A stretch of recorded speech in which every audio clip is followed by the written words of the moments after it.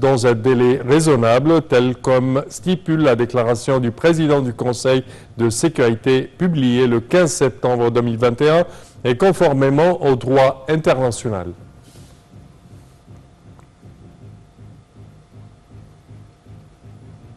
Et lors de son discours prononcé à l'ouverture du sommet sur la sécurité et le développement, le président Abdel Fattah el-Sisi a déclaré que le sommet de Jeddah intervient au milieu d'une série de crises mondiales et de l'augmentation de leur gravité et des ombres qu'elles jettent sur la région. Le président Abdel Fattah el-Sisi a souligné que les pays de la région devaient contribuer à trouver des solutions aux problèmes épineux auxquels ils sont confrontés, ainsi qu'au reste du monde. Pour plus de détails, voici un compte rendu sur la visite du président Abdel Fattah el-Sisi et sa participation au sommet de Jeddah en Arabie Saoudite. Voyons ensemble. Le président Abdel Fattah el-Sisi est arrivé au Royaume d'Arabie Saoudite pour participer au sommet de Jeddah qui réunira les dirigeants de l'Égypte, de l'Irak, de la Jordanie, des pays du Conseil de coopération du Golfe et des États-Unis. Le porte-parole de la présidence, l'ambassadeur Bassam Rodi, a déclaré que la participation de son Excellence le Président au sommet de Jeddah s'inscrit dans le cadre de la volonté de l'Égypte de déployer et développer le partenariat entre les pays arabes et les États-Unis d'une manière répondant aux aspirations et aux intérêts des générations actuelles et futures des peuples de la région, aussi renforçant les efforts conjoints pour faire face aux défis régionaux et mondiaux.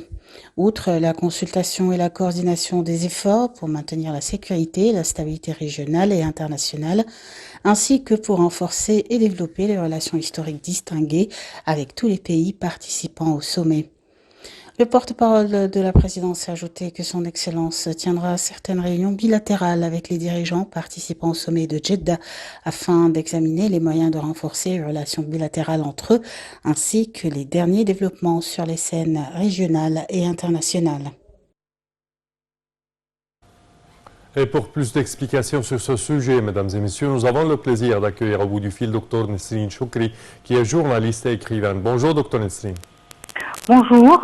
Alors, comment voyez-vous ce sommet d'hier de Jeddah qui a réuni les pays du Conseil de coopération du Golfe, en plus de l'Égypte, de la Jordanie et de l'Irak, certainement des États-Unis?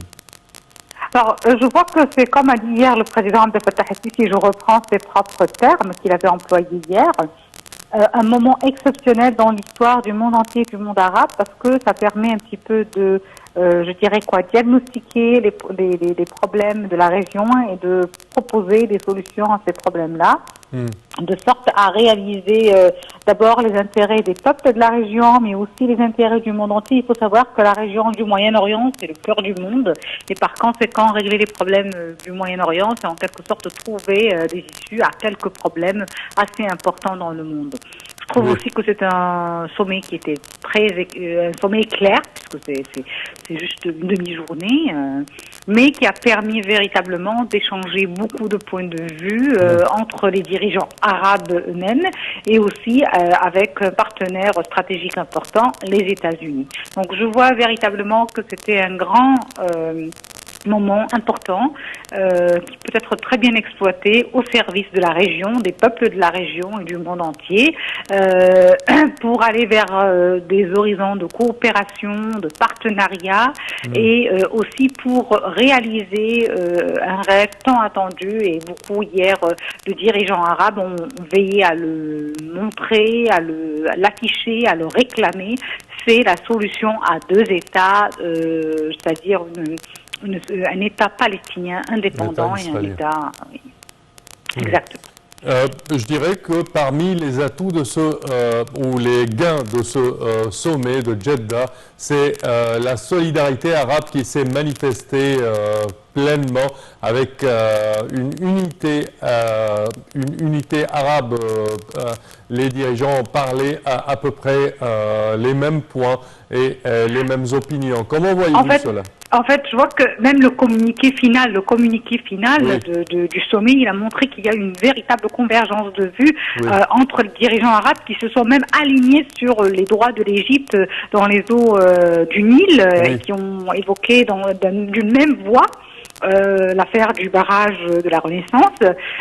aussi pour l'État palestinien, il y avait une convergence de vues.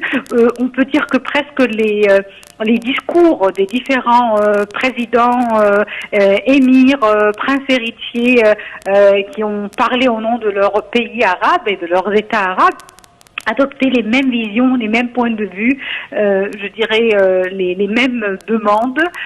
Donc ça, c'était véritablement une unité arabe très importante parce que souvent l'unité fait la force, et hier véritablement l'unité a fait la force. Il y avait aussi, avant même le sommet, puisque je dirais que le sommet c'est le fruit du travail de plusieurs mois de déplacements, d'appels téléphoniques, de travail qui est fait sur plusieurs niveaux.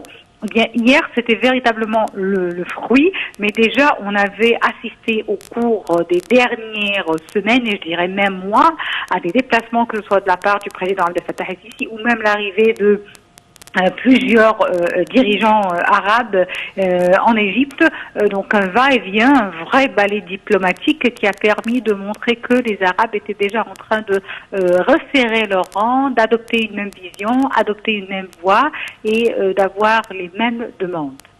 Parfait. Docteur Nsine Chokri, nous tenons à vous remercier de vos explications. Merci à vous. Je répète que vous êtes journaliste et écrivain. Merci à vous. Et nous enchaînons, chers téléspectateurs, avec ce compte-rendu. Le Premier ministre, Dr Moustapha Madbouli, a tenu une réunion pour examiner les procédures d'élargissement de l'application des programmes de la protection sociale. Et pour plus de détails, voici un compte-rendu.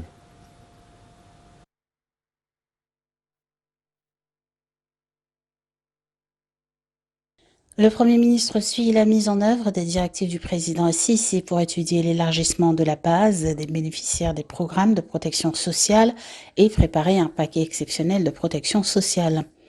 Le Premier ministre Moustapha Madbouli a tenu une réunion afin d'examiner les procédures d'élargissement de l'application des programmes de protection sociale en présence de Mohamed Maïd, ministre des Finances, Nevin Qabbaj, ministre de la Solidarité sociale. Le Premier ministre a commencé la réunion en notant que la réunion s'inscrit dans le cadre des efforts de l'État pour faire face à l'évolution des conditions et des